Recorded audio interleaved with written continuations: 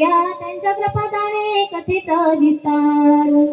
बाबाजी सद्गुरुदास तुका जयांचे केलिया स्मरण, होय सकळ विद्येचे अधिकरण। तेची बंधू श्री चरण श्री गुरूंचे ते नमस्कार। आता ओम नमो ज्ञानेश्वरा, करुणा करा दयाळा, तुमचा अनुग्रह लाभलो पावन झालो चराचरी। मनोजम मारुती तुल्य वेगम, जितेंद्रियं बुद्धिमतां वरिष्ठं, वातावज्मदं मानरो युद्ध मुख्यं। श्रीरामदूतं शरणं प्रपद्ये विठ्ठल विठ्ठल।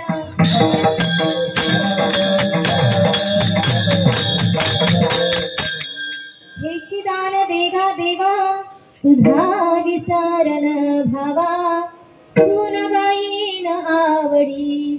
हेची माझे सर्व जोडी, प्राप्त प्रसंगी सेवे करता घेतलेला अभंग जगदवंदनीय जगदमान्य नवे नवे।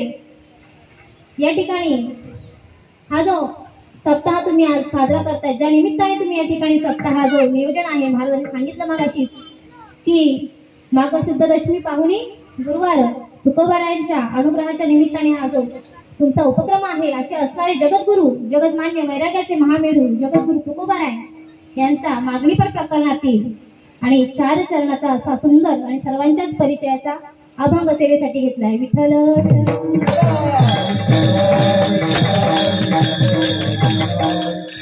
सेवेला प्रारंभ करण्यापूर्वी अल्पसा परिहार द्यायचा तो म्हणजे असा की या ठिकाणी सुरू असलेला हा अखंड नामयज्ञ सोहळा, आणि या नामयज्ञ सोहळा सुरू असताना भगवान पंढरीश पांडुरंगाच्या कृपा आशीर्वादाने तुम्हा सर्व साधू संतांच्या आशीर्वादाने तद्वत या असणाऱ्या गणेश सांप्रदायिक वारकरी भजनी मंडळ गोलाई नगर यांच्या सर्वांच्या सहकार्याने आयोजक असतील सप्ताह कमिटी असतील, यांच्या सर्वांच्याच मार्फत ही सेवा माझ्यासारख्या पामराकडे आली।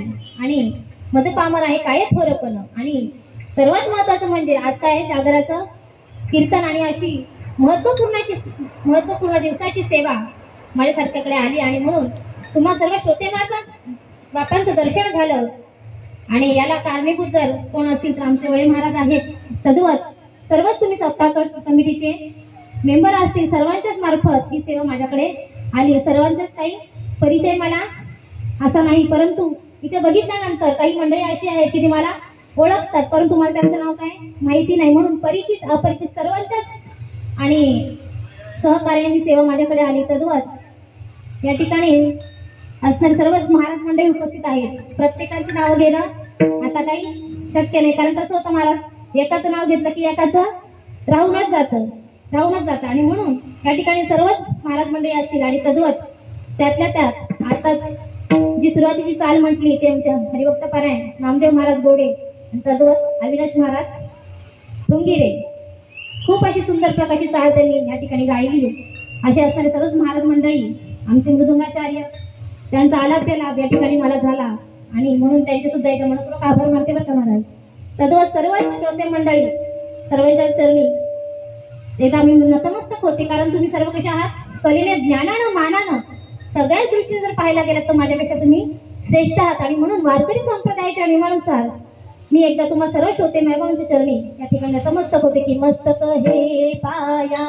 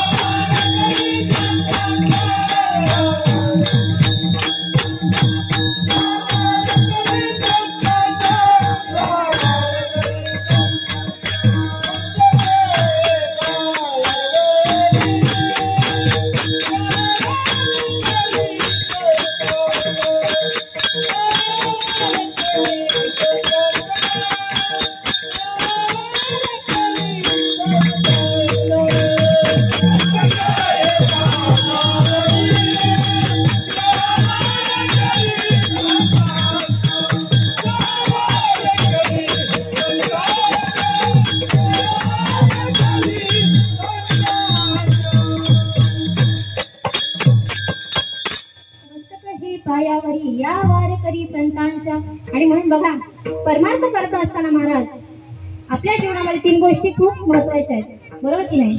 या ठिकाणी परमार्थाचं कार्य करण्यासाठी नवे नवे हा परमार्थ करण्यासाठी 3 गोष्टी खूप अत्यंत आणि महत्वाच्या आहेत. त्या म्हणजे काय तर सांगून जाईल मी या ठिकाणी तुम्हाला. परमार्थ करत असताना चुंगुसपणा अजिबात नको. दुसरी गोष्ट सांगितली आळस नको. आणि ती मला दिसलीच नाही बरं तुम्हाला. तिथं आल्यानंतर एवढं आनंदाचं आणि खेळीमेळचं वातावरण होतं की सगळ्याच माता माऊल्या नवे नवे सर्वच पुरुष वर्ग देखील या आनंदामध्ये खूप आनंदाने आज खूप नाचलेत थकलेत, बरोबर की नाही? आणि म्हणून या ठिकाणी ही गोष्ट मला काही जाणून आलीच नाही. तिसरी गोष्ट सांगितली परमार्थ करत असताना पैसा लागत नाही. चला पुढे आता सांगते मी तुम्हाला. पहिली गोष्ट काय सांगितली? परमार्थ करत असताना कधीच आपण चुंगुसपणा करायचा कधीच करायचा नाही महाराज. आणि या ठिकाणी कवी देखील म्हणून जातात की देणाऱ्याने देत जावे, घेणाऱ्याने घेत जावे, घेता घेता एक दिवसी देणाऱ्याचे हात घ्यावे. म्हणजे काय करायचं? देता देता देणाऱ्याचा हातच काढून घ्यायचा का? नाही. काय करायचं? ज्याप्रमाणे तुम्ही आम्ही या ठिकाणी ह्या कार्याला सहकार्य करतोय ना, देतोय ना, ते दातृत्व तुम्ही आम्ही स्वीकारलं पाहिजे. चिंगुसपणा करायला कुठेच बघायचं नाही महाराज. ते दातृत्व तुमच्या आमच्यामध्ये यावं म्हणून परमार्थ करत असताना चिंगुसपणा काहीच कामाचा नाही. दुसरी गोष्ट सांगितली आळस.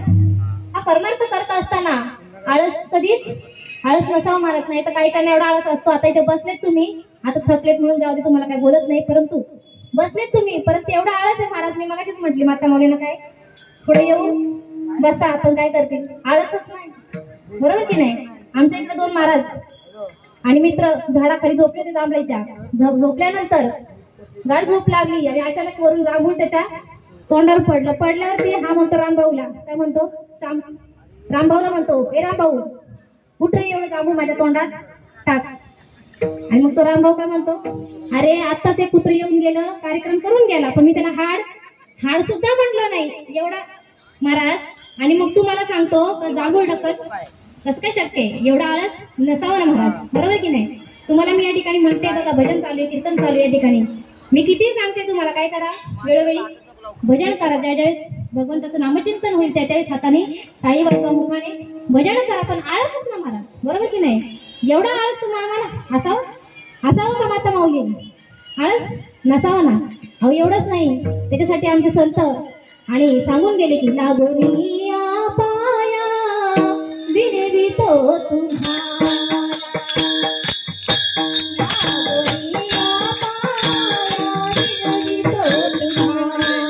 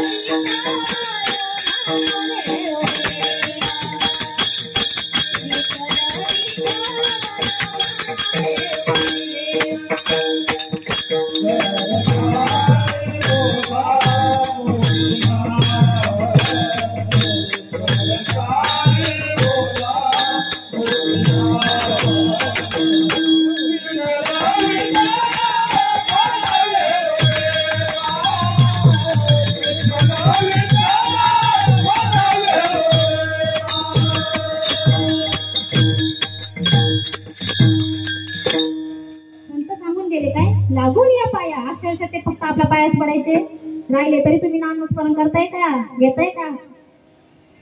पाहिजे का नाही? परमार्थात काय सांगितलं? दुसरी गोष्ट आळस नको महाराज. त्यासाठी संतांनी पण आपल्या पाया पडावं की लागून या पाया विविध तुम्हाला करा टाळी बोला मुखी नाम. परमार्थ करता असताना सांगितलं की बाबांनो हा आळस काहीच कामाचा नाही. आणि म्हणून या ठिकाणी तिसरी गोष्ट पुन्हा सांगितली की परमार्थ करता असताना पैसा लागत अजिबात पैसा लागत नाही महाराज. लागतो का? अहो तुम्ही म्हणशाल ताई, सप्ताह कमिटीवाले म्हणतील मला, अहो ताई हे चुकीचं बोलतात तुम्ही, साप खोटे.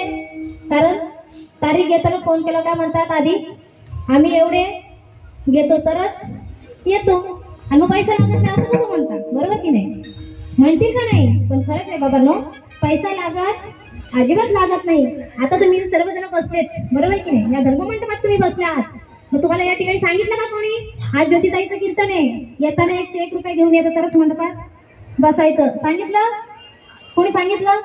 नाही लागत, बरोबर की नाही? म्हणून परमार्थ करत असताना पैसा लागत नाही, परंतु परमार्थ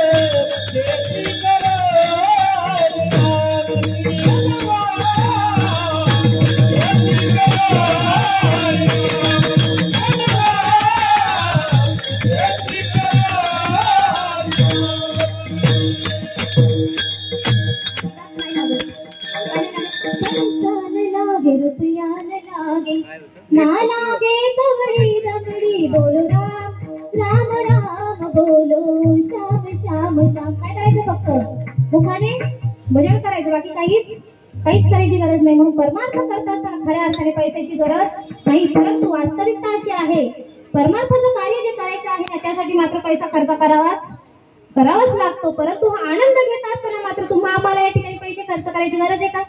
अजिबातच नाही. आणि म्हणून या ठिकाणी सुरू असलेला हा नामयज्ञ सोहळा आणि आज या शेवटच्या दिवसाची कीर्तनरूपी सेवा आणि महत्वपूर्णचा दिवस काय आपल्याला काय करायचं आहे? भगवंताकडे मागणी करायची. आणि असं असताना महत्वपूर्णचा दिवस की त्या भगवंताकडे आपण काय मागितलं पाहिजे आणि त्या मागणीसाठी तुम्ही आम्ही इथं आज आलो आहोत. खऱ्या अर्थानं ह्या 3 दिवसामध्ये प्रत्येकाला काही ना काहीतरी त्या भगवंताकडे मागायचं असेल.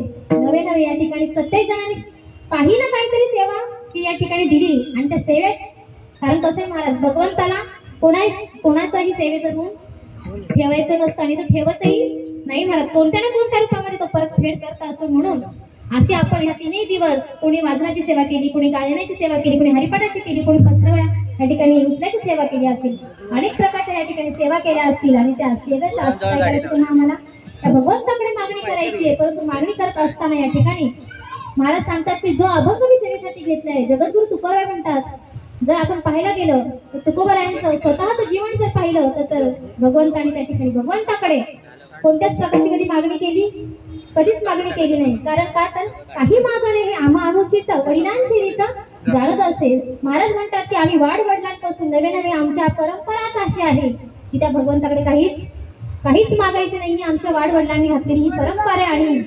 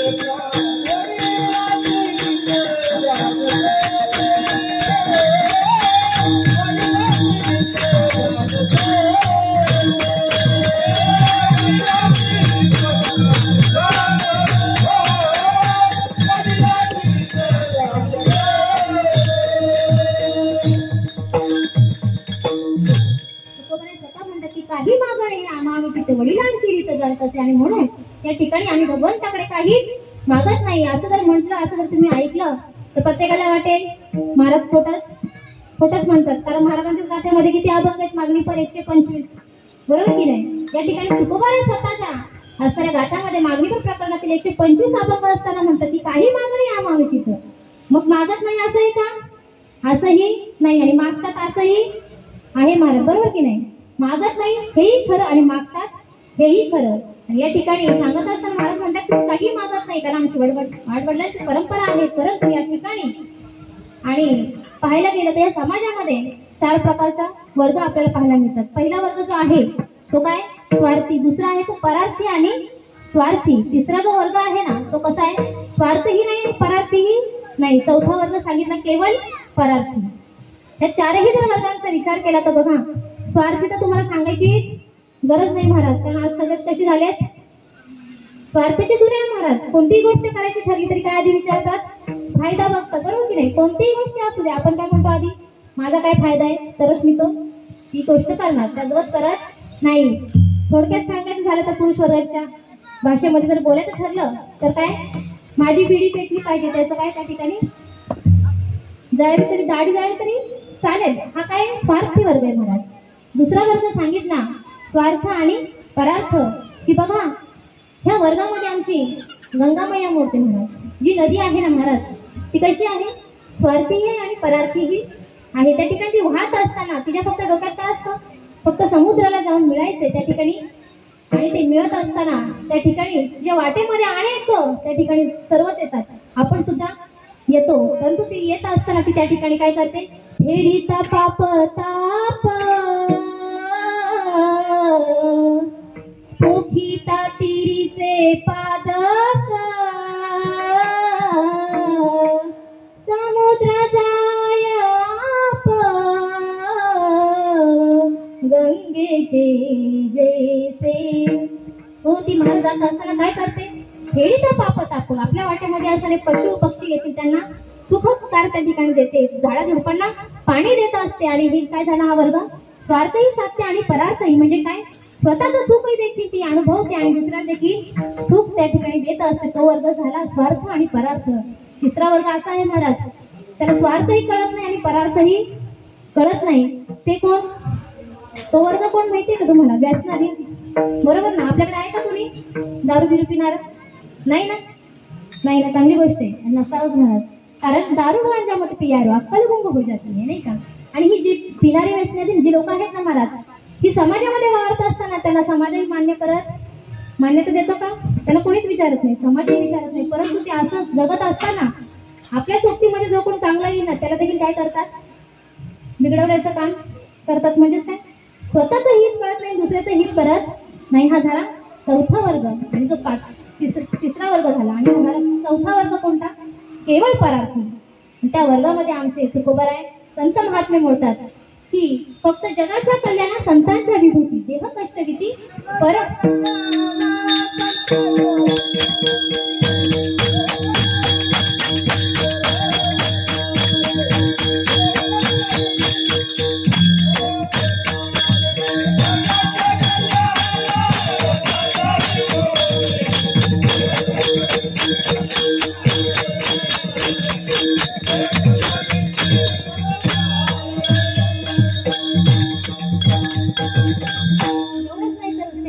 या मूर्ती लोकांमध्ये येण्याचं नियोजन काय, फक्त अवतार तुम्हा धरा या कारणावर धरा या जन जड जीवा. हे केवळ परार्थीच लोक करू शकतात, तुम्ही आम्ही अजिबात नाही. कारण संतांची मागणी कशी आहे ना, किंबहुना सर्व सुखी पूर्ण होणी तीन लोकी भजिज आदिपुष्टी अखंडित. ही कोणाची मागणी, केवळ परार्थी वर्गामध्ये आमचे संत महात्मे. आणि म्हणून परमार्थ करत असताना संतांच्या डोक्यामध्ये फक्त एकच विचार की या ठिकाणी या मूर्ती लोकांमध्ये आल्यानंतर या जडजीवांचं देखील काय झालं पाहिजे, उद्धार झाला पाहिजे, आणि त्यांना देखील असणाऱ्या मोक्षाची प्राप्ती ही झालीच पाहिजे. आणि म्हणून त्यांचे अवतार त्यासाठी त्यांनी त्या ठिकाणी असे असणारे आमचे तुकोबाराय भक्तिमय जीवन जगतात नवे नवे. मगाशी त्यांची परंपरा सांगितली, तद्वत त्यांचा परमार्थ हा चालू आहे. आणि परमार्थ चालू असताना आमचे तुकोबाराय दर एकादशीला कुठे जायचे, पांडुरंगाच्या दर्शनाच्या ठिकाणी जायचे. गेल्यानंतर एवढी सेवा केली, एवढी भक्ती केली की त्या भक्तीचं ऋण त्या ठिकाणी भगवंताला पेरवलं जाईना. कारण कसं असतं बघा, एखाद्याचे उपकार जर आपल्यावर झाले ना तर आपण मान वर करतो का, त्या ठिकाणी नाही करत, कारण त्याचे काय आपल्यावरती उपकार आहेत. तर तद्वत एवढी सेवा केली तुकोबारायांनी, एवढे उपकार आमच्या देवावर झाले की त्या ठिकाणी असताना भगवंताला विचार पडला की मी आता याच्या बोलू कसं, नाही का. खूप वाटते की त्या ठिकाणी बोलावं, परंतु त्या ठिकाणी बोलणं काय होत नाही. ज्यावेळेस आमचे तुकोबाराय ज्यावेळेस वारीला येतात त्यावेळेस दर्शन घेतात आणि तुकोबाराय येतात हे कळतात, समोर बघितल्या क्षणी आमच्या असणाऱ्या पांडुरंग परमेश्वराची मान काढायची, खाली झुकल्या जायची महाराज. झुकल्यानंतर त्या ठिकाणी स्वतः देवाने म्हणावं की काहीतरी मागा ना, परंतु त्या ठिकाणी तुकोबाराय म्हणतात नाही, मला काही मागायचं नाही. मला असं वाटलं होतं देवा, काय वाटलं होतं एकदा की तुमच्याकडे पाहिल्यानंतर मला वाटलं की तुमचा तो मुकुट आहे ना तुमच्या डोक्यावर तो मागावा, परंतु माझ्या नंतर लक्षात आलं की तो मुकुट जर मागितला ना तर त्या ठिकाणी तो कोणाचा आहे? इंद्राचा आहे, बरोबर की नाही? त्या ठिकाणी मागत असताना सांगितलं की देवा मला वाटलं तुमचं मुकुट मागावं, पण तो इंद्राचा मागो मुकुट मणीचा परी तो आणीला इंद्राचा मागो चरण पादुका. त्या ठिकाणी मला वाटलं की पादुका चरण त्या मागावत, पण त्या कोणाच्या आहेत? शेषाच्या आहेत. आणि तद्वत एवढंच नाही, तुझी कुंडला बघितली कानाची, ती एवढी सुंदर कानातली कुंडला बघितल्यानंतर मला देखील त्याची काय झाली? लालसापणात निर्माण झाली, वाटलं मागावी, परंतु ती कोणाची? कर्णाची, बरोबर की नाही? आणि मग तू जर सर्व उसनं आणलं आणि मग तुझ्याकडे मी मागायचं, हे काही उचित नाही दिसत देवा. आणि म्हणून देवा या ठिकाणी मला काहीच नकोय असं म्हटल्यानंतर देव म्हणतात एक काम कर ना बाबा, काहीच नको कसं म्हणतो? मला माहिती आहे तुला असणारा शिवरायांनी काय केलं, मुद्रांना देऊ केला, तो तू घेतला नाही मला माहिती आहे, परंतु काहीतरी माग ना, मागितलंच पाहिजे की नाही? काहीतरी माग, मोक्ष माग, धन संपदा नाही म्हणे मला काहीच, कारण मोक्ष आम्हा घरी कामारी ते दासी होय सांगू तैसे तुका म्हणे. त्या ठिकाणी असणारे महाराज म्हणतात की मोक्ष आम्हाला नको, ती आमच्या घरी काय आहे? दासी रूपाने ती आमच्या घरी नाचते, काम करते, ती आम्हाला नको असं म्हटल्यानंतर मात्र त्या ठिकाणी भगवंत म्हणतात की काहीतरी मागितलंच पाहिजे, नाही का? बरोबर की नाही? आणि हे मागत असताना तुम्ही आम्ही देखील बघा भगवंताकडे काही ना काही मागतो, बरोबर की नाही? सगळ्यात ह्या मृत्यू लोकांमध्ये आल्यानंतर प्रत्येक जीव, आता पण आपण मागाशी मंदिरात गेलो होते की नाही? त्या ठिकाणी माऊलींच्या मंदिरात दर्शनाला गेल्यानंतर त्या ठिकाणी गेल्यानंतर प्रत्येकाच्या मनात काहीतरी इच्छा निर्माण झाली असेल, काहीतरी वाटलंच असेल की नाही? त्या ठिकाणी काहीतरी असणाऱ्या भगवंताला मागावं, म्हणजे काय?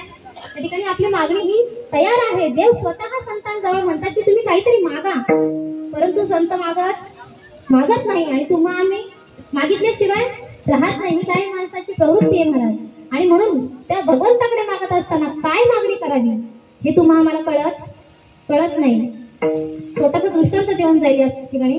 बघा सर्व काही तुमच्या आमच्याकडे आहे, परंतु एक सुशिक्षित आणि पोरगा होता त्या ठिकाणी, सर्व्हिस त्या ठिकाणी वय पूर्ण झालं, सर्व्हिसला लागला आणि लागल्यानंतर त्याला काय वाटलं आता माझं शिक्षण झालं, त्या ठिकाणी मला नोकरी मिळाली, आता काय मिळाली?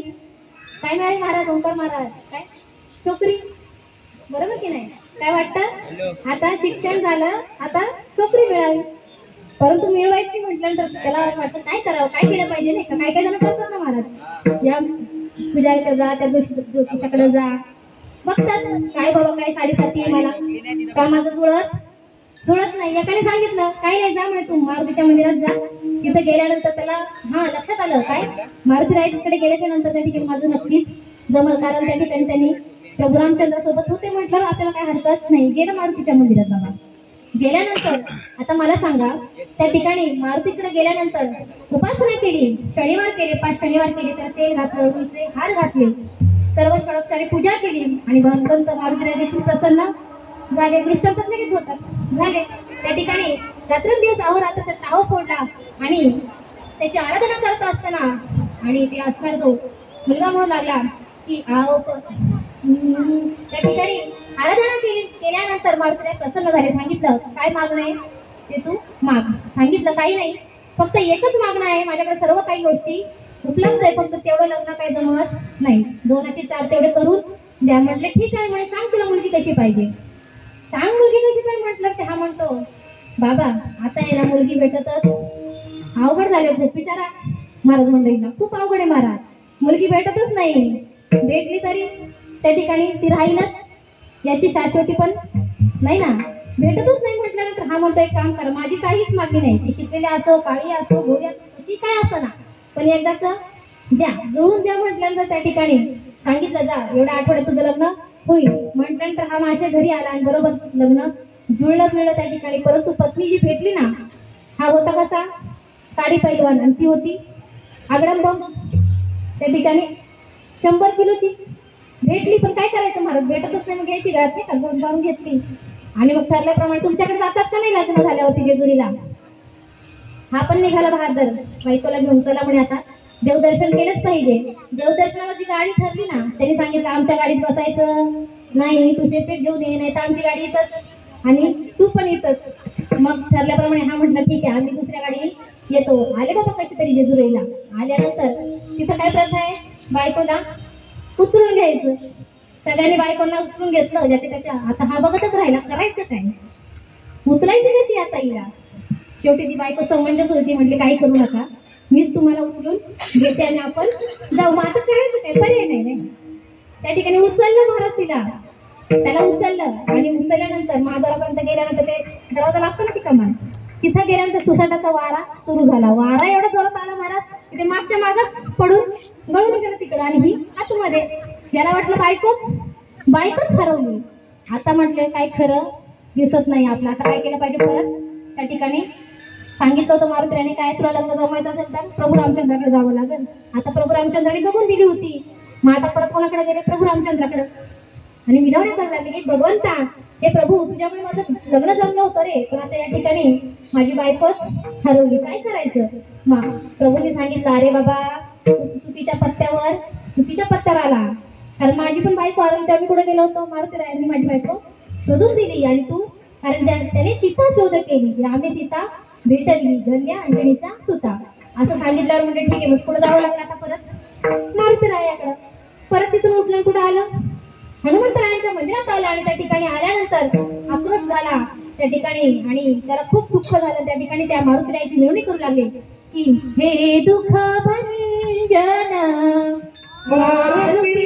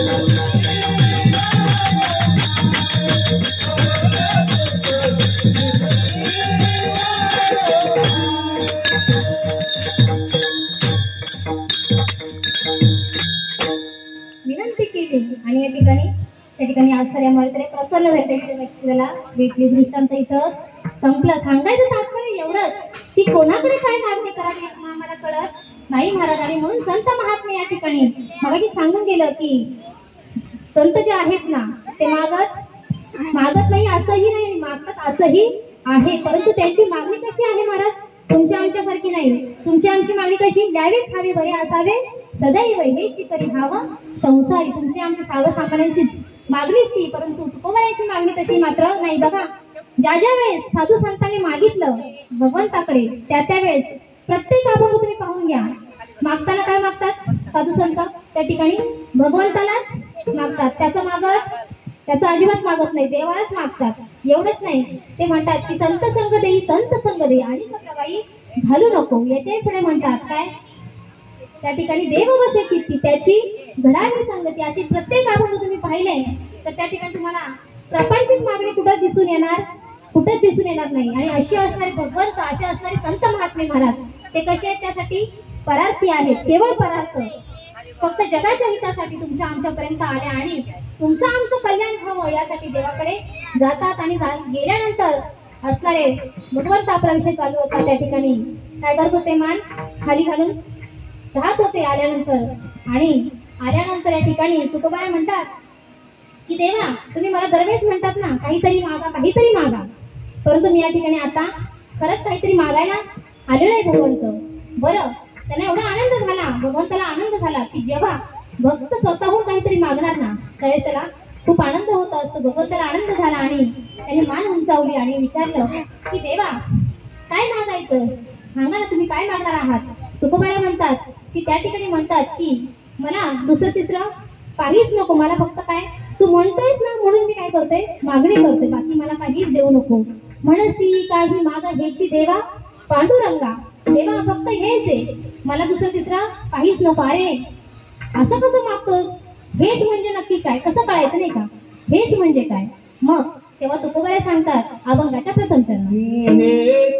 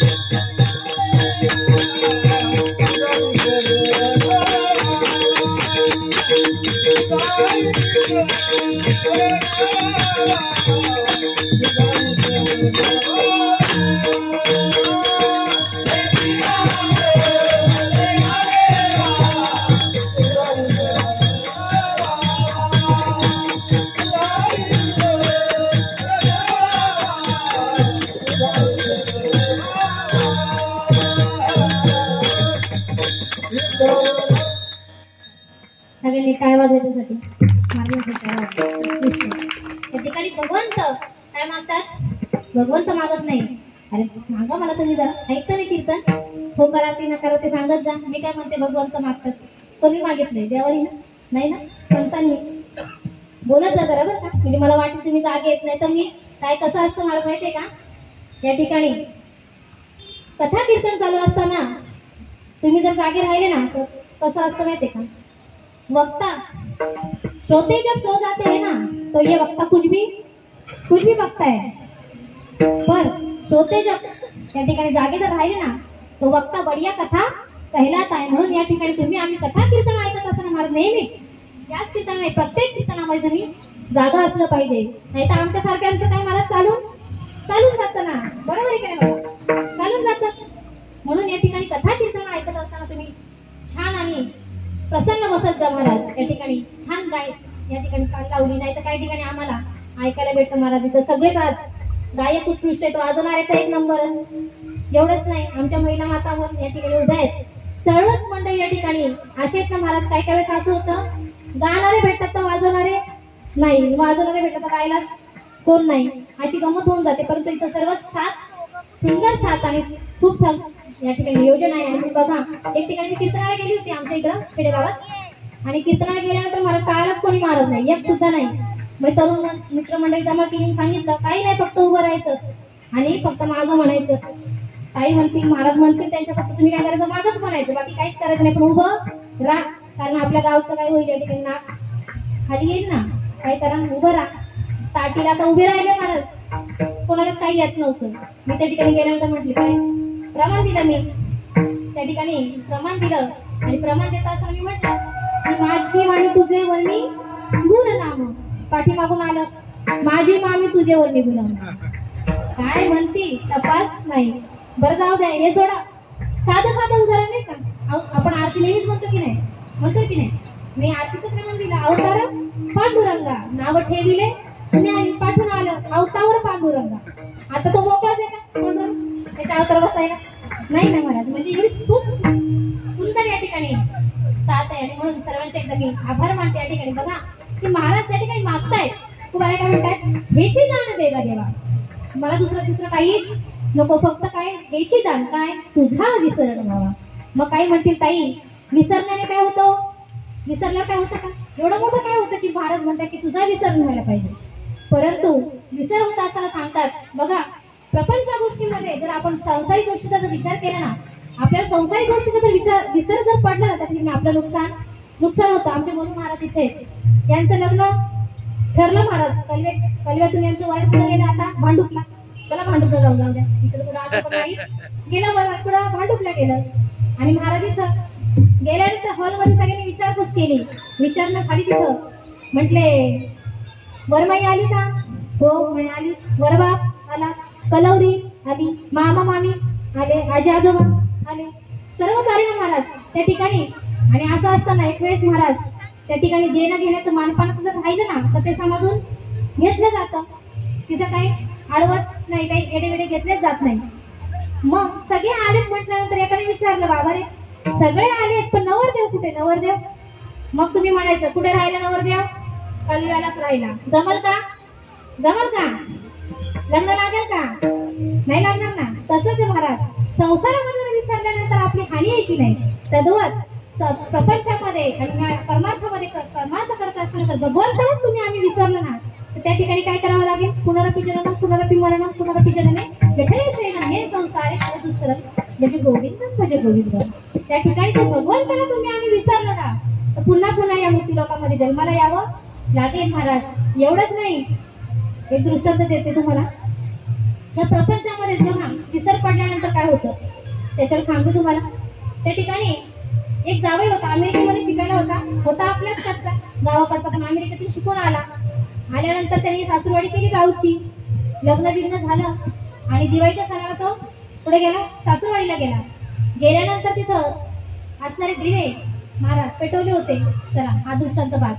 त्या ठिकाणी गेल्यानंतर आणि असणाऱ्या आमच्या सासूबाईने, कारण कसं असतं महाराज, जावई कोणाचा लाडका आहे, कोणाचा? सासूचा. बोलचा आहेत का नाही जावई? हा बरोबर. या ठिकाणी थाटमाट नाही नव्हे, एवढंच नाही तर काय नाकाचा मोठी ठेवी गहाण राखी, आवाज येऊ दे. हा बरोबर की नाही. जावयाचा मान ठेवल्याशिवाय राहतच नाही. एवढी महाराज त्याची उठात ठेव की बाप रे बाप, काय विचारताच सोय नाही. त्या सासूने काय केलं, धिरड मस्तपैकी बनवलं आणि गुळवणी केलं. धिरडण गुळवणीचा बेत केल्यानंतर हा जावई आला होता, त्याला काय माहिती नव्हतं, परंतु ते खाल्ल्यानंतर एवढं टेस्टी लागलं महाराज की त्याने अख्खं जेवणच त्याच्यावर उरकवलं. एक टोपलं ते टोप भरून ते गुळवणी होतं ना, ते अख्खं संपूर्ण टाकलं आणि म्हटलं बस आता माझी तृप्ती झाली, आता काय नाही म्हणे. आता घरी गेलो ना तर बायकोला सांगणार नाही, हाच बेत करायचा, दुसरं काहीच करायचं नाही म्हणे, आता माझं ठरलंय. आणि मग ठरल्यानंतर ती त्याला म्हणतात काय, नेमकं नाव काय नाही काय, त्या ठिकाणी नाव काय याचं, या पदार्थाचं नाव काय म्हणून त्यांनी विचारलं सासूबाईंना आणि सांगितलं सासूबाई यांना काय म्हणतात. सासूबाईंनी सांगितलं काय नाही जाऊ, याला काय म्हणतात धिरडण गुळवणी. बरं, मग यांनी ते डोक्यातच धरला आणि पुटपुटच राहिला, काय धिरडण गुळवणी. का विसरला नको ना, विसरलो तर मग भेटणार नाही खायला. चढला बाबा कसं तरी बसमध्ये चढल्यानंतर कंडक्टर आल्यानंतर त्यांनी चालू केलं तिकीट याचं चाललंय धिरडण गुळवणी का. तो म्हटलं बाबा रे तुझं धिरडण गुळवणी टाक चुलीत, आधी तिकीट सांग कुठलं देऊ. तिकीट घेतल्यानंतर परत डोक्यात तेच धिरडण गुळवणी.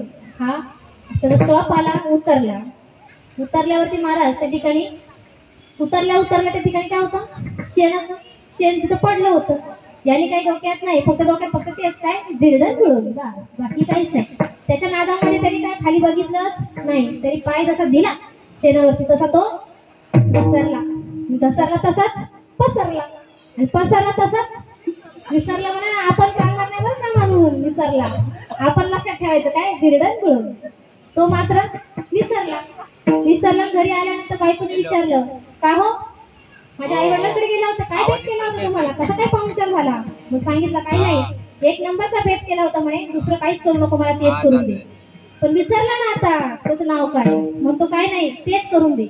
ती म्हणते तेच म्हणजे नेमकं काय, तुम्ही सांगशाल का नाही, तेच म्हणजे तर नाव बी आहे का नाही. आणि मग ती वैतागली मला, तो सारखंच म्हणायचा काय तेच करून दे. ही म्हणायची पण काय, कसं नाही का तेच करून दे. म्हटलं हा म्हणतो काय म्हणतो, तेच म्हणजे मला माहित नाही पण ते तू करून दे असं म्हटलं. ती वैताग रागा वैतागली, म्हणजे तुमच्या आटा सरकला का, आटा सरकला म्हटलं ती बाजाराला रागच आला. एवढं लहानाचं मोठं झालं, मला अजून कोणी काही शब्दांनी बोललं नाही, आणि तू काल आली मला म्हणते आटा सरकला का, असं म्हटल्यावर मला मागचा पुढचा विचारच नाही केला. काय केलं, धरलं तसं तिला मारायला सुरुवात केली. तर मारायला सुरुवात केल्यावर शेजारीची बाई चावतच असते, कारण काय मला आगीत तेल टाकायला. शेजारी धावतच आली आणि आल्यानंतर बघितलं, बापरे एवढं बरं मारत असत का म्हणे. आणि मग मारल्यानंतर म्हणते, बाई तुझी पाठ कशी लाल केली ग धिरड्यावानी. मग हा म्हणतो काय बेसते काय, धिरडण गुळवणी. कशामुळे फजिती झाली महाराज, विसरल्यामुळे की नाही. म्हणून त्या ठिकाणी प्रपंचात गोष्टी आपण जर विसरलो तर किती मोठी हानी नाही का. आणि म्हणून त्या ठिकाणी महाराज म्हणतात की विसरलंच नाही पाहिजे. काही काही म्हणतात की विसरल्याने काय होतं, विसरली तया झाली थोर हानी, विसरली तया झाली थोर हानी.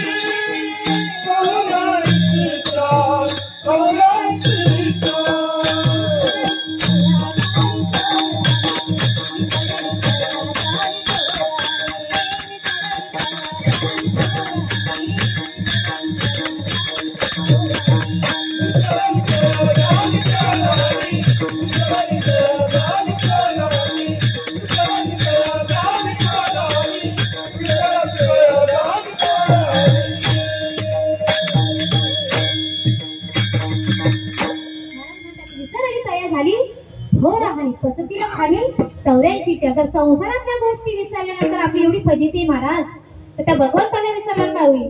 काय म्हणतात, त्या भगवंताला जर विसरलं तर पस्तीला खाली 84च्या. आणि म्हणून त्याला विसरता कामा नये महाराज. एवढं प्रेम करा महाराज त्याच्यावरती, एवढं भक्ती करा त्या भगवंताची की त्याला आपण एक मिनिटाला काही क्षणात देखील त्याचा विसर आपल्याला पडता कामा नये महाराज. एवढी भक्ती करा. आमच्या गोपिकांनी महाराज एवढी भक्ती केली, एवढी भक्ती केली की त्या स्वतःच देहभान हरपून काय त्या भगवंताचं त्या कन्हैयाचं नामचिंतन करायचं. एवढंच नाही, पाण्याला गेलं काय, दही दूध आणायला गेलं तरी काय म्हणायचं, गोविंद घ्या कोणी दामोदर घ्या गे. म्हणजे त्या क्षणोक्षणी त्या भगवंत परमात्म्याची आठवण करत होत्या.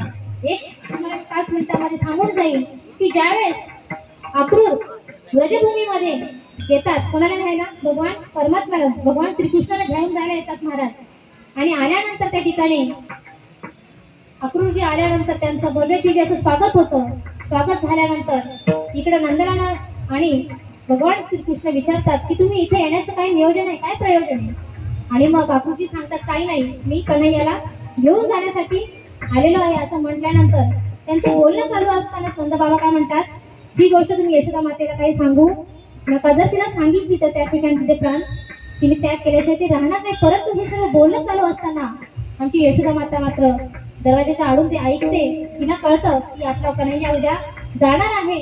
जेवण होतात, जेवण झाल्यानंतर भगवान परमात्मा झोपतात. एका कुशीवर झोपलेले आहेत आणि तिकडे यशोदामाई त्यांच्या शेजारी झोपले आहेत. परंतु कन्हैया रात्रभर रडतायत की त्या ठिकाणी आता मला असणारं मातेचं, आमच्या यशोदामाईचं काय होणार आहे, विरह होणार आहे.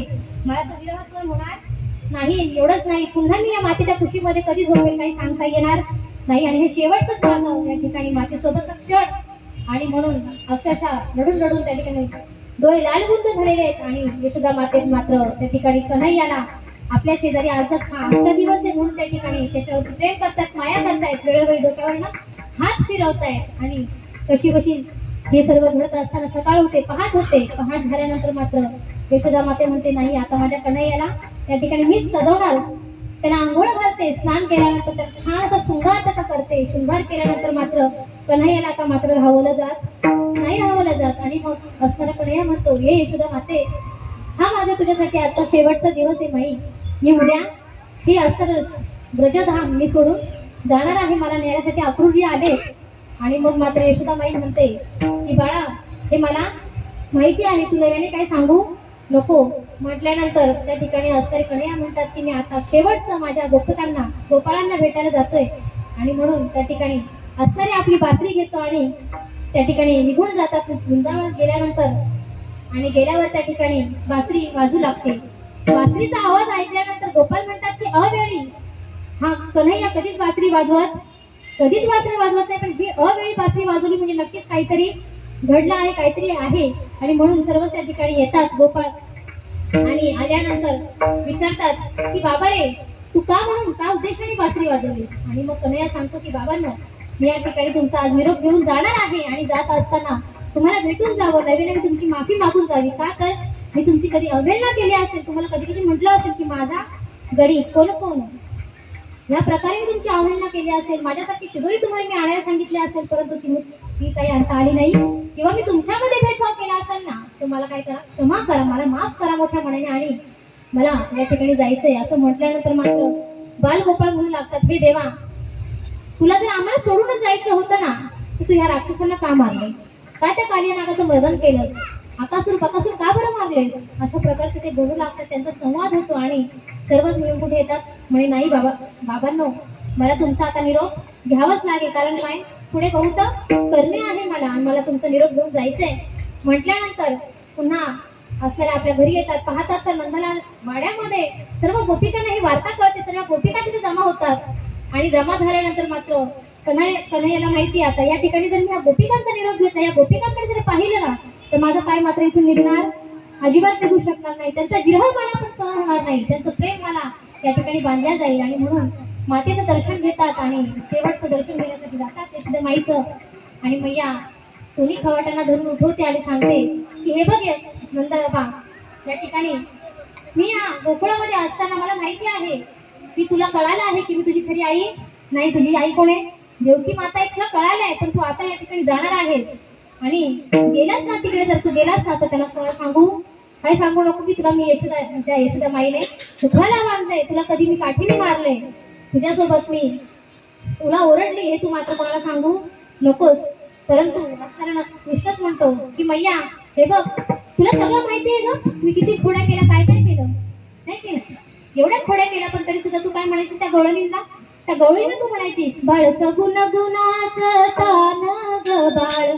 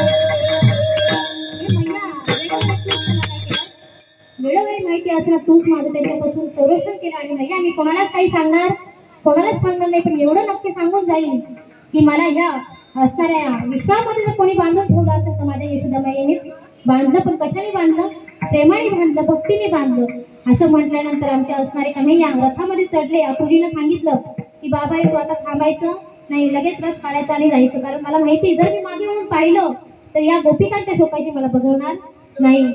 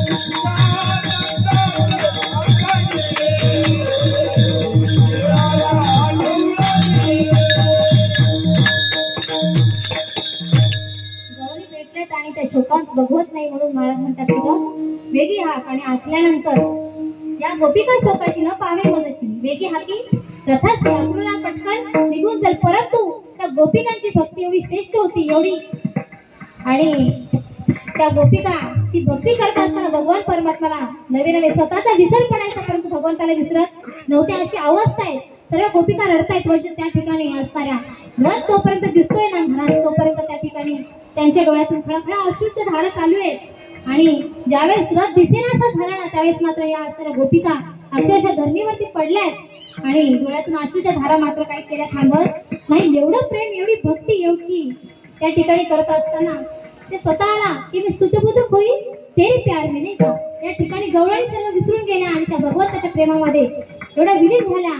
परंतु भगवंताला माहिती होतं जर मी आता त्या ठिकाणी गोपिकांना काही निरोप नाही ना दिला तर या गोपिका तिथंच आपला प्राण त्याग करतील. आणि म्हणून आपुजीला सांगितलं तू रथ आता थांबव.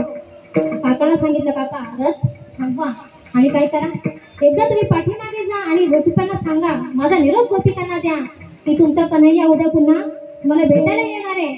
असं म्हटल्यानंतर काका म्हटले मी काय जायला मोकळा, मी जाऊ शकत नाही, मी तिथं केलं तर माझं तिथं शाप देऊन मला भस्मसात करतील म्हणे, मी जाणार नाही. पण सांगितलं काही घाबरू नका, तुम्ही फक्त जा आणि निरोप द्या.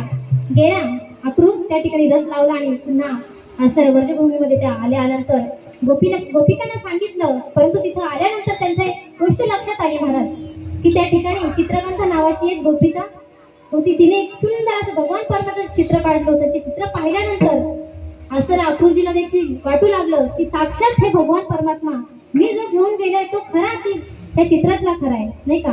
पाहिल्यानंतर मात्र एक गोष्ट त्यांना खटकली आणि सांगितली की हे बघा चित्रकांता, तू जे काही चित्र काढलंयस ना त्याच्यामध्ये सर्व काही योग्य आहे, परंतु तू एक गोष्ट विसरलीस म्हणे. विसरल्यानंतर ती म्हणते असं होऊ शकत नाही, मी त्या भगवंताला कधीच विसरूच शकत नाही, कारण जर मी त्याला विसरले असते ना तर मी इथं जिवंत राहिलीच नसते म्हणे. बरं ठीक आहे तुम्ही म्हणताय ना, मग सांगा काय चूक झाली माझ्याकडनं.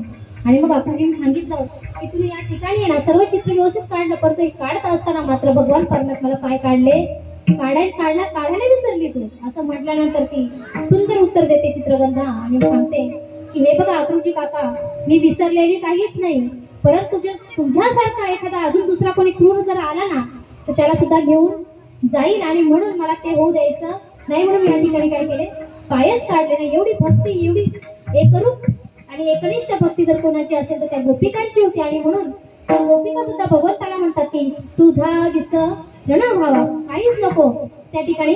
म्हणून मागणी करतात, संत महात्मे मागणी करतात, गोपिका करतात की हेची दान द्यायला देवा, दुसरं तिसरं आम्हाला काहीच नको, फक्त तुझा विसर होऊ देऊ नको, दुसरं काहीच नको. बरं ठीक आहे, भगवंताने सांगितलं आम्ही तुला ते दान दिलं, कारण ते देण्यात काय अवघड आहे का, काहीच अवघड नाही माझ्यासाठी, मी काय समर्थ आहे. कारण देणारा कसं पाहिजे, औदार्य त्याच्याकडे पाहिजे, स्वातंत्र्य त्याच्याकडे पाहिजे आणि उदारता पाहिजे तसं पाहायला गेलं तर प्रभू काय सर्व गोष्टींनी गुणसंपन्न आहेत, ऐश्वर्य त्यांच्याकडे आहे, साक्षात लक्ष्मी त्यांची दासी आहे म्हटलं तर ऐश्वर्याला काय तोटाच नाही. अवतार्य किती आहे आमच्या असताना उपवन त्या ठिकाणी दूध मागितलं काय दिला, सागर दिला. एवढं अवतार्य त्यांच्याकडे. स्वातंत्र्य म्हटलं तर ते स्वतः कसे आहेत, स्वयंभू आहेत नाही का, आणि नाही घडविलं नाही बसलं. स्वयंभू असल्यामुळे सर्व गोष्टींमध्ये त्या ठिकाणी मी समर्थ आहे. म्हणून तू काय कर, मागितलं ना हिची दान दे का देवा. बरं ठीक आहे, दुसरं काहीतरी माग. बरं मी ते दान दिल्यानंतर तू काय करशील, काही नाही करणार म्हणे, फक्त मी तुझं गुणगान गाईन.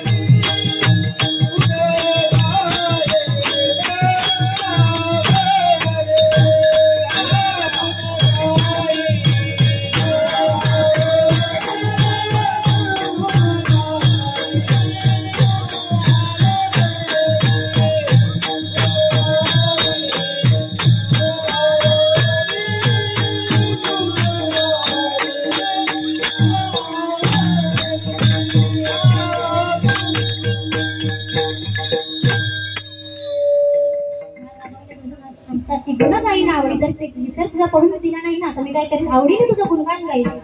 पुन्हा भगवंत म्हणतात अरे बाबा दुसरं काहीतरी माग ना, काहीतरी घर माग, दौलत माग, नाही का. बरेच लोक येतात माझ्याकडं, सुख दे, अंक दे, तंक दे, असं काहीतरी माग ना घेतो जेणेकरून तुला प्रपंचाला उपयोगी पडेल. तुझी जर परिस्थिती पाहायला गेलं तर कसं आहे, सदैव सुडक येतो जवळी येता चोर धाके, जाऊ पुरते भिके कुत्रे घर राहते. ती अशी तुमची अवस्था आहे तुकोबार आहे, आणि तुम्ही या ठिकाणी मागा ना धन मुक्ती काहीतरी मागा. परंतु तुकोबार म्हणतात हे देवा मी धन का मागत नाही, धनाच्या मागं काय 15 अनर्थ सांगितले शास्त्रामध्ये. आपल्याकडे आता वेळ नाही तेवढं सांगायला, ते शास्त्रामध्ये 15 अनर्थ आहेत, म्हणून मला धन देऊ नको. आणि जर मुक्ती जर म्हणत असतील ना तर त्या ठिकाणी भगवंत तुकोबार म्हणतात की कमने मुक्ती परिणेली नो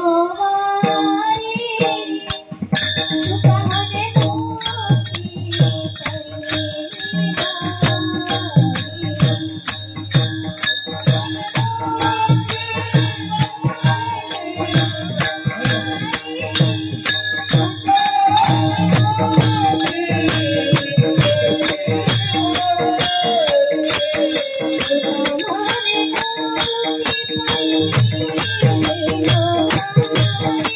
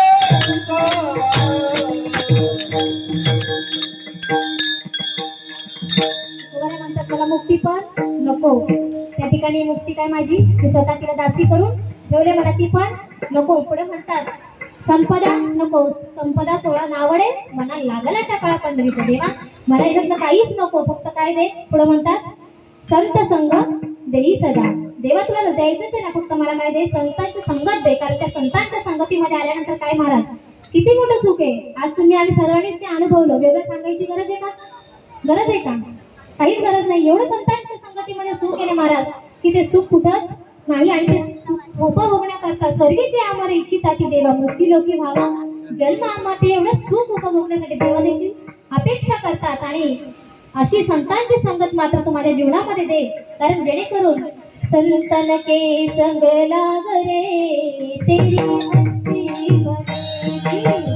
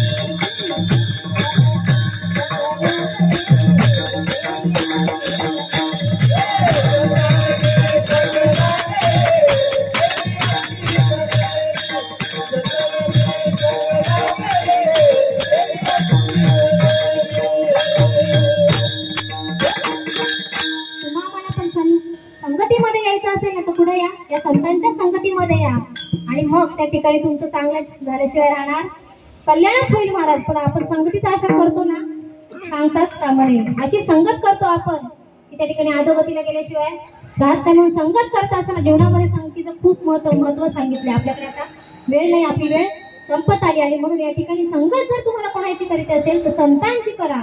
आणि हेच तुकोबाला सांगतात की जीवनामध्ये जर तुम्हाला तुमचं कल्याण करून घ्यायचं असेल तर काय करा, संतांच्या संगतीमध्ये या. कारण संतच तुमचं काय करणार आहेत, कल्याण करतील आणि तुमचं जन्म मरणातून या ठिकाणी निश्चित सुटका करतील. म्हणून देवा मला दुसरं तिसरं काहीच नको, फक्त त्या संतांची संगत माझ्या जीवनामध्ये दे. आणि ती संगत करत असताना मात्र मी या मुक्ती लोकांमध्ये पुन्हा पुन्हा जन्माला यायला तयार आहे. कारण बघा मुनी भ्याले गर्भवासा, त्या ठिकाणी मुनी सुद्धा असणारे गर्भवासाच्या दुःखाला घाबरले आणि मुनी मुक्त झाले, गर्भवासा भ्याले. परंतु असं असतं त्या गर्भवासाचं दुःख खूप मोठं आहे महाराज. आता ते सांगायला गेलं तर त्या ठिकाणी एवढं दुःख होतं ते मातेला आणि त्या असणाऱ्या जीवालाच कळतं, इतर कोणाला त्याचं दुःख कळत नाही. एवढं जीवन आहे की त्या असणाऱ्या गर्भवासाच्या दुःखामध्ये तो जीव अक्षरशः भगवान परमात्म्याकडे काय करतो, प्रार्थना करतो की एका वेळा तरी या दुःखा वेगळं एवढं दुःख त्या ठिकाणी होत असतं. आणि म्हणून ते दुःख एवढं जरी मोठं असतं ना पचवायला, परंतु ते दुःख पण आम्ही काय करू, पचवू. पण कधी त्याच्यासाठी आम्हाला तो काय कर, त्या ठिकाणी जन्माला घाल, आम्ही पुन्हा पुन्हा जन्माला येऊ.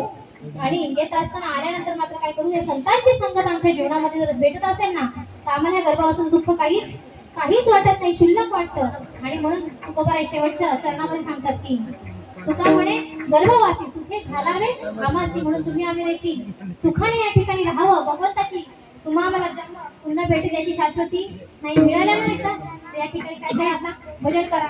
नाही मग करायचं की नाही करायचं ना फ्रेंड बघा आता सगळ्यांनी कारण आता व्हायलाच मला तर वाटलं सुरू केलं होतं माझ्या डोक्यात होतं 10:30 संपवायचं पण कसं आहे मला सगळे तुम्ही थकलेत मी पण थकले तुमच्याबरोबर मी पण होती ना त्या ठिकाणी सगळ्यांनी आनंद एवढा लुटलाय की आता असं वाटतंय पण बाकी काहीच नको हा सुख 16 सारखी नाही आणि म्हणून सर्वांच्याच आपण या ठिकाणी आलो उद्या आपण त्या ठिकाणी तुम्हाला असं भगवंताचं चरित्र ऐकायचे आणि म्हणून सगळ्यांनी त्या ठिकाणी फ्रेश झालं पाहिजे आणि म्हणून झालेली सेवा भगवंताच्या चरणी अर्पण करण्याआधी सर्वांनी एकदा मग तुम्ही कोणालाच ताप दिला नाही बरं का अजिबात ताप दिला नाही कोणालाच नाही दिला आता मात्र देते देऊ ना 5 मिनिटं देणं जास्त नाही मग आपण सेवा भक्ती घ्यायची सगळ्यांनी भजन म्हणायचे माझ्या मागं राधे राधे बोलो राधे राधे राधे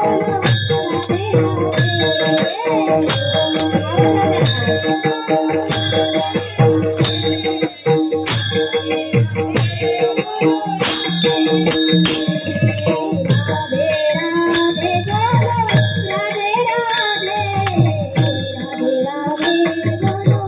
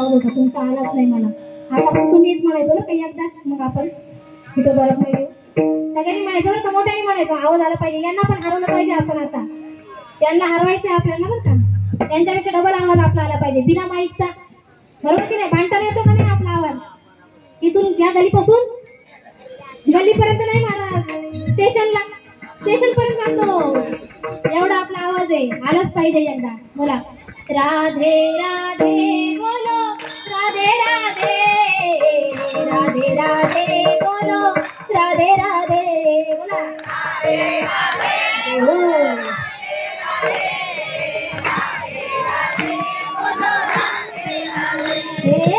राधे राधे बोलो राधे राधे राधे राधे बोलो राधे राधे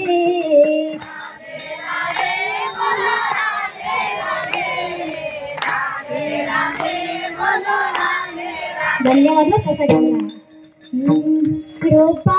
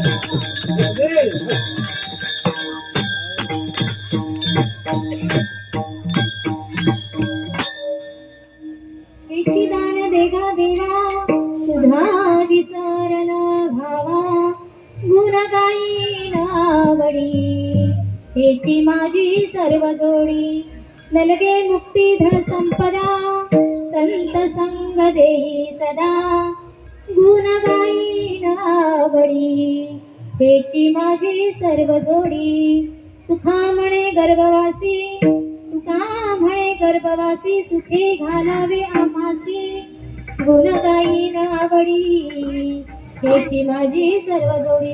असेच यथामती यथा अवकाश अभंगावरती अल्पशः बुद्धीप्रमाणे बोलण्याचा प्रयत्न केला आणि या ठिकाणी आज जागराचं कीर्तन असल्यामुळे त्या भगवंताकडेच मागणी मागायची म्हणून तुम्ही आम्ही देखील हीच मागणी मागावी अशी मी प्रार्थना करते. परंतु हे सर्व मागत असताना मात्र त्या भगवंताला आपण कधीच विसरू नये एवढीच मागणी तुकोबाई जरी करत असले ना तरी सुद्धा मायबाप हो तुम्ही आम्ही सुद्धा आता भगवंताकडे एवढीच मागणी केली पाहिजे की हे देवा हा जन्म मला पुन्हा मिळेल किंवा नाही मिळणार, परंतु या जन्मात आल्यानंतर माझं असणाऱ्या या जन्मापासून मुक्ती मात्र मला भेटावी आणि माझं हे जन्म मरण कुठेतरी खंडित व्हावं. त्यासाठी या ठिकाणी असलेला हा नामयज्ञ सोहळा तुम्ही आम्ही या धावपळीच्या जीवनामध्ये मुंबईसारख्या ठिकाणी सर्वच जण वेळेचं कारण इथं जगणारा माणूस कसा आहे महाराज काटेवरती पळतोय बरोबर की नाही. जीवन धावपळीचं आहे परंतु हे सर्व करत असताना सुद्धा एवढ्या आनंदाने एवढ्या उत्साहाने हा सप्ताह या ठिकाणी साजरा होतोय. म्हणून सर्व असणारी कमिटी असेल किंवा गोलाई नगर असतील सर्वांचेच मी एकदा मनपूर्वक आभार मानते आणि झालेली सेवा आमच्या साधू संतांच्या चरणी समर्पित करते. ज्ञानेश्वर